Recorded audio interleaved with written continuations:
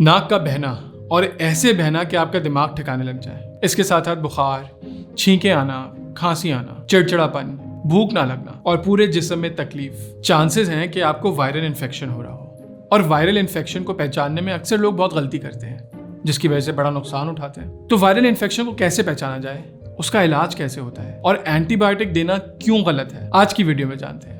Flu infection basically influenza virus का infection है और ये वायरस आपके जिस्म में नाक या मुंह के जरिए दाखिल होता है और आपके बॉडी में हर सेल में जाकर छुप जाता है। फिर बॉडी के इम्यून सेल्स पहचान जाते हैं कि इस सेल के अंदर वायरस छुपा हुआ है। वो उससे लड़ने के लिए आते हैं और लड़ने के लिए वो बहुत सारे केमिकल्स रिलीज करते हैं। अब चूंकि वो सेल के अंदर घुस के वायरस को तो नहीं मार सकते, तो वो उस पूरे सेल को ही तबाह कर देते हैं। जब इस तरीके से मुख्तलिफ सेल्स आपकी बॉडी में तबाह होते हैं, उसकी वजह से कुछ सिम्टम्स देखने को मिलते हैं जिसको हम कहते हैं फ्लू वाले सिम्टम्स, जिसमें बुखार, जिस्म में दर्द, भूख ना लगना वगैरह शामिल है।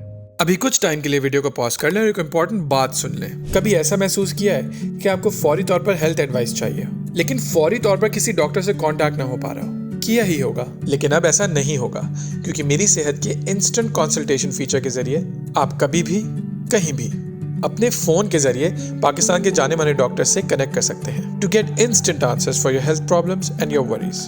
तो डाउनलोड करें Meri Sehat application for healthier and happy Pakistan. Back to the programme. यानी सोचा जाए तो वायरस इतना नुकसान नहीं पहुंचा रहा था जितना नुकसान आपकी बॉडी के इम्यून सेल्स ने खुद आपको पहुंचाया। अफसोस की बात है। बॉडी के इम्यून सेल्स को 3 से 7 दिन चाहिए होते हैं वायरसेस को हराने के लिए, और वो हरा देते भी हैं। तो फिर हम फ्लू के अंदर दवाइयां क्यों खाते हैं?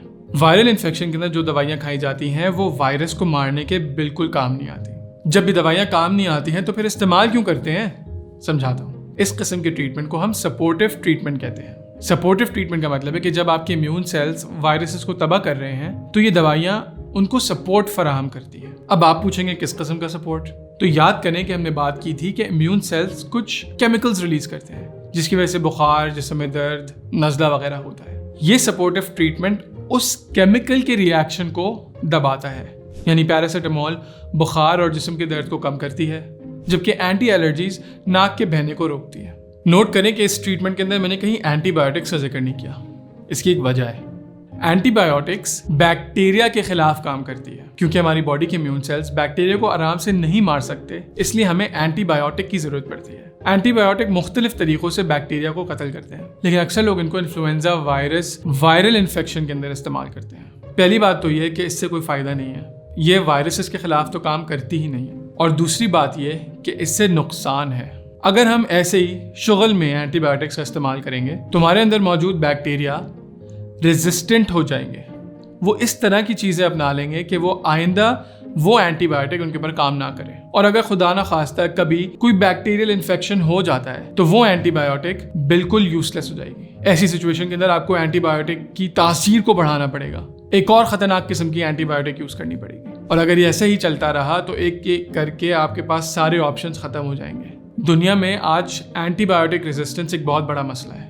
डॉक्टर्स डरते हैं कि ऐसा ना हो कि कोई ऐसे बैक्टीरिया आ जाए जिनके खिलाफ हमारे पास एंटीबायोटिक मौजूद ना हो, और ऐसा हो भी रहा है। ऐसे बैक्टीरिया को हम एक्सटेंडेड ड्रग रेजिस्टेंट बैक्टीरिया कहते हैं, और अगर उनसे इन्फेक्शन हो जाए तो बचने के चांसेस बहुत मुश्किल हो जाते हैं। हमारे चूंकि एंटीबायोटिक का बहुत ही गलत तरीके से इस्तेमाल होता है तो हमारे एंटीबायोटिक रेजिस्टेंस बहुत ज्यादा देखने को नजर आती है।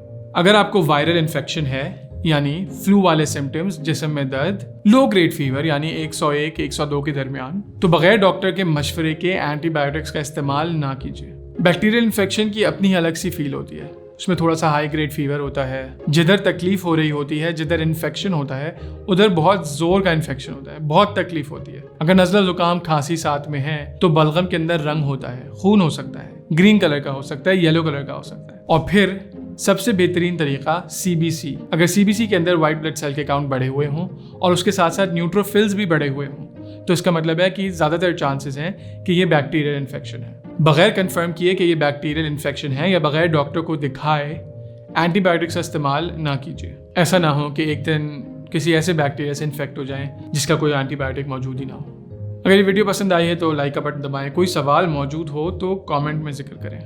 अगर नज़ला जुकाम खांसी के मुतालिक और इन्फॉर्मेशन जाननी है तो मेरी सेहत के चैनल को सब्सक्राइब और पेज को लाइक करना ना भूलें। अगली दफ़ा के लिए हमें इजाज़त दीजिए। This is me Asad Khan signing out. Allah हाफ़िज़।